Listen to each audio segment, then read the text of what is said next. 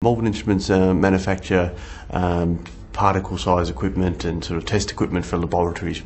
We export about 95% of our equipment, with turnover around about 60 million. We have a staff of approximately about 400, just over 400 people, with over half of those in our operations overseas.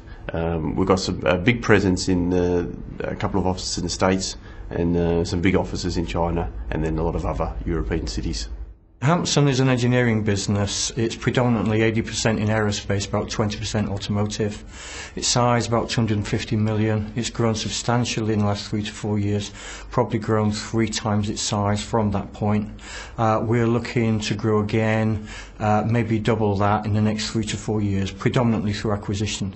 Originally we were in the UK, we are now predominantly US, and we expect the acquisitions going forward to be a balance of both.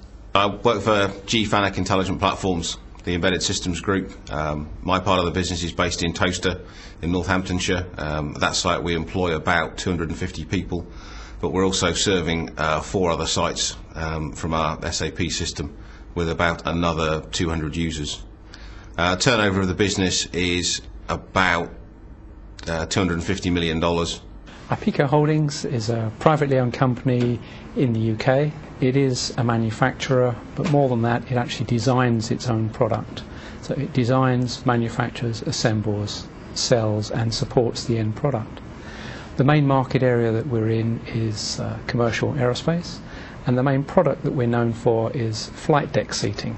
So for example, we supply all of the seating on the flight deck for every Boeing aircraft that's made from the UK, and they're sent across to the US.